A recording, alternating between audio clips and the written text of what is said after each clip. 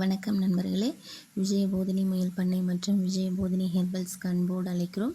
விஜயபோதினி rapid blood herbal hair oil use பண்ணும்போது முடிக்கு வேறு எதுவும் கேர் கொடுக்கணுமான்னு நிறைய பேர் கேட்குறீங்க. ஆயில் வேறு எதுவும் அவசியம் இல்லைங்க.